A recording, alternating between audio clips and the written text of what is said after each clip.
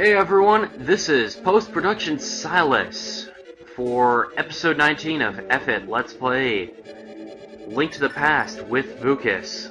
Unfortunately, Vucas will not be joining me for this episode. So let's get started. First off, as you can see, our greeting enemy is these ice ghosts. They are immune to swords, so you have to beat Dark World Dungeon 3, or at least get far enough to get the fire rod in order to kill them. Another good... You basically have to do this one after you do Dark World Dungeons 2, 3, and 4, or at least get the dungeon items for them. You really don't have to do them. I just prefer to do them if I'm getting the dungeon item anyways. So let's get into talking about why it's a post-production episode. Simply put, when me and Vucas were doing our little episode for this, the recording failed to save correctly, so basically it was just me going through the dungeon, you hear nothing going on. Also, the duck enemies are just really stupid. Especially in that room. That one room just completely nerfs their purpose. In this room, it really does use them to what they could be doing. Their annoyance on the ice. Also, these things are just freaking durable. Well, that is to the sword beam. If you hit them with the sword beam, it does basic damage, which is about 1. But if you hit them with, say, the tempered sword, it does about 3 damage, so... Having the sword beam, while it is nice because it's a ranged weapon, it's more of a nuisance at times.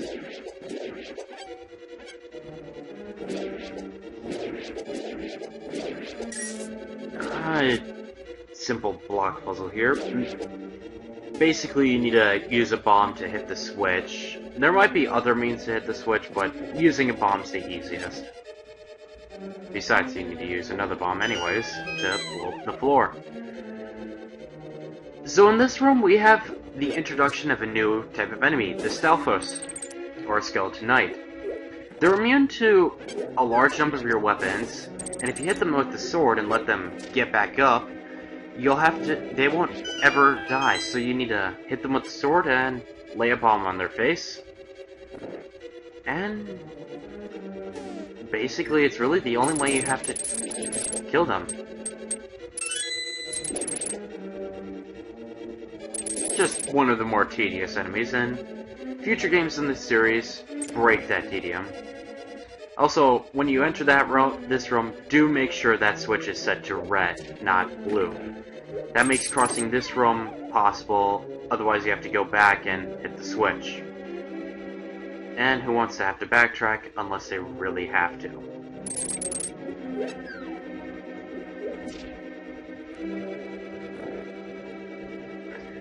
Another thing is, yeah, I really hate this dungeon, but in all honesty, it's not that complex. It's really simple. It's just highly irritating with, like, the ice floors, the forced use of, like, so many different weapons in order to get through. I mean, yeah, it's more prevalent in, like, Dungeon 7 and Dungeon 8 of the Dark World for that. But for one of the prequel dungeons to those, this just seems, like, irritating to me. Also, this is a trap room. There is no switch to escape, so if you enter it, just fall down to the next floor. Which, we'll have to come back to that room a few times, so I just wanted to show the trap room. Now we have sword beam again, which does help against jellyfish. Since they only take 1 hit to split and then kill.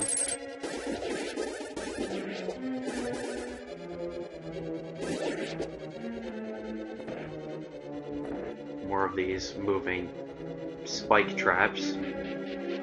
They kind of remind me of thwomps in a way. This is a room where having the cane is just I mean not the cane, the cape, the magic cape, would serve as an alternative to get through that room.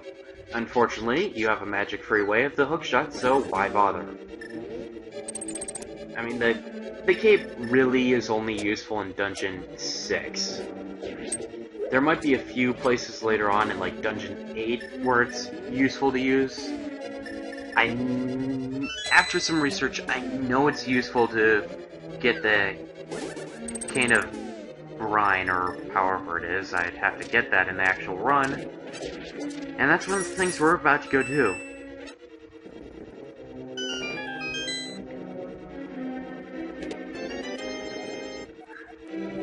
Another thing is, this dungeon becomes easier and a little less irritating if you did Dungeon 6 beforehand.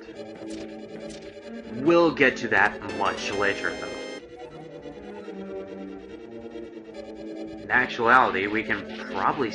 you can skip, like, 3 rooms if you do have the Cane of Samaria, which you get from Dungeon 6. Another note, as you can see, there is the crack in the wall. That's actually... trap. There's nothing there.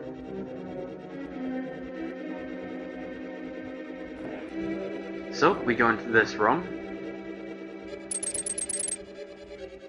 You want to line up basically along that line between the tiles so that you can correctly go down the stairs. That's one of the more tricky rooms if you don't know how to do it.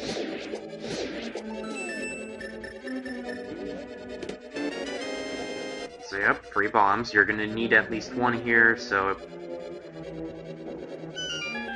you can fall down and get the dungeon item. It's not a weapon, it's the blue mail. What the blue mail does is doubles your defense, so what would have done 1 heart of damage now does half a heart. This does show up a lot more often in other portions of the series, like Ocarina of Time for sure has the improved defense fairy fountain, which does more or less the same thing. Now, in actuality, you probably want to take the left path before taking the north path in that last room, because you're gonna need another key. Unfortunately, at the time of doing this level, I did not know about that other key, so I'm just gonna have to pay for wasting my time. This room's also pretty deadly if you accidentally spawn the ice ghost in the previous room. Because really, they're pretty dangerous, but they can be avoided if you immediately take them out first instead of spawning every other enemy in the room. So we'll come back to that switch. That's pretty much the most irritating part of this dungeon. Because really, that block requires a lot of backtracking.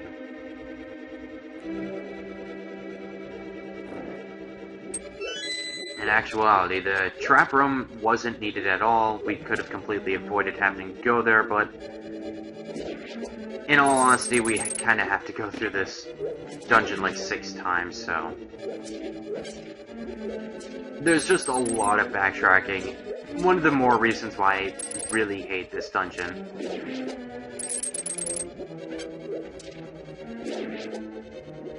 Might as well also heal up as we can.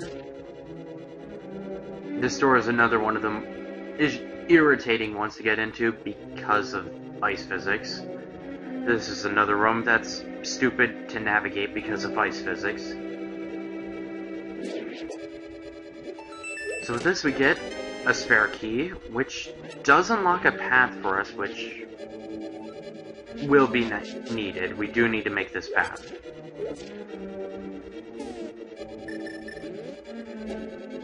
Also, there is an ice ghost that is alive in this room.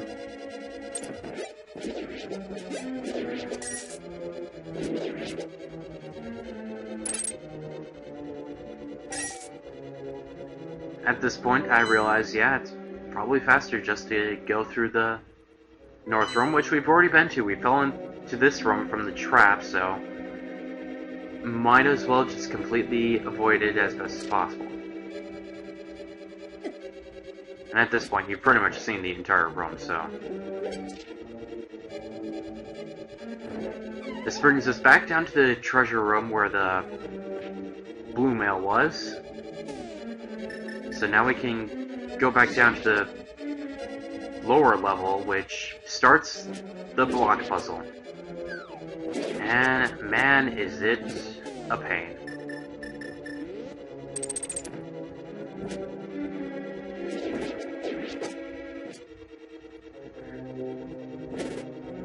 Also, these jellyfish really don't help either.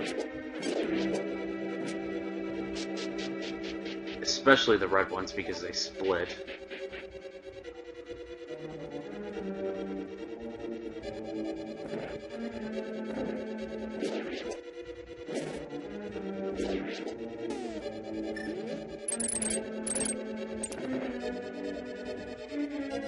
So yeah, basically all you need to do is hit the switch, turn it to blue, and then... Now the block puzzle has officially started.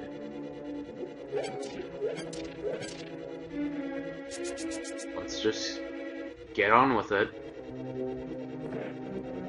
I believe if you fall into those jars, you do go into a room with fairies, but you don't really need that.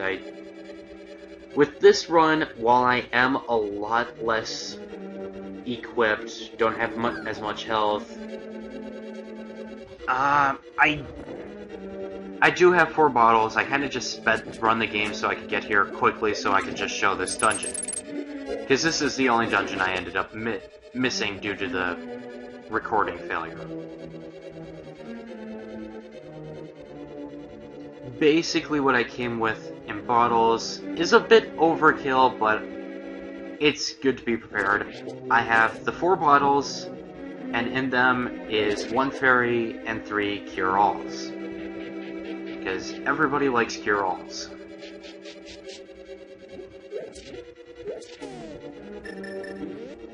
So just one more detour through the ice room up in north of this room. The larger ice room.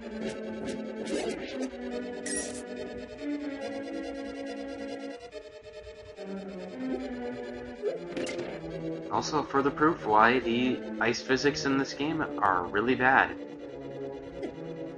Because it's a bit of a pain to get into that door. And with this, we are officially done with the backtracking. Just gotta push the lower block and fall back down. Because now we're in the room where we finally need to go for the block puzzle.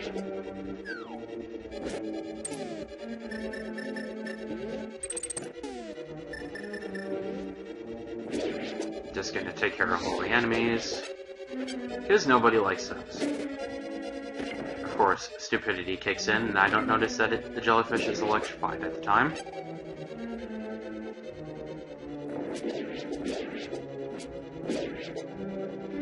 Because really, nobody likes a jellyfish. So this is also a bit of a trap, because 3 blue jellyfish break out. And from this point, we are done with the dungeon. There is literally just a boss left. We just have to get there.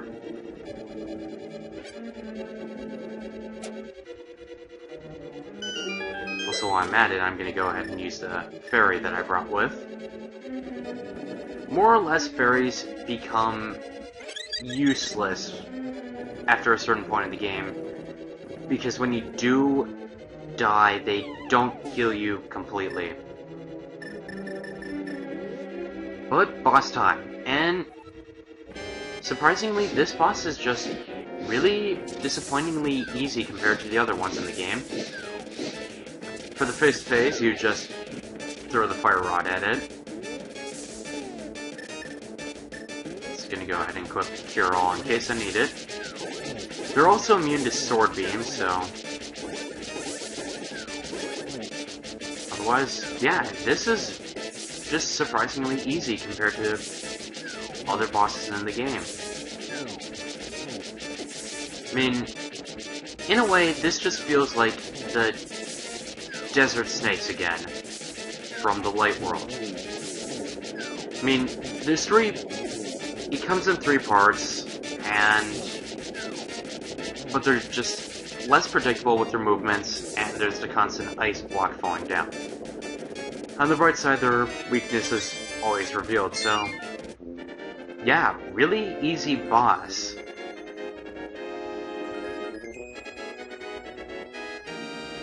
But with that, yeah, we've done the entire Dark World Dungeon 5, Ice Palace. I just don't like having to do this dungeon. It's really tedious, it requires a lot of different weapons being used, and it's one of the first to require more backtracking than is really necessary.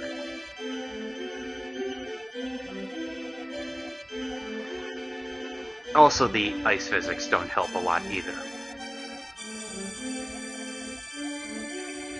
But in the next episode, me and Vucas will be hunting down heart pieces and getting the last weapon we are missing, which is completely optional. The cape and the staff of Brenna are both optional. We're also going to do some rupee grinding because we need about 500 to get the last few items of the game. But otherwise, that's about it. Once we get all that stuff, we'll head to Turtle Rock and go free Princess Zelda. Because really, there's only 2 dungeons left of the game. Because we've already done Dungeon 6. Oh well.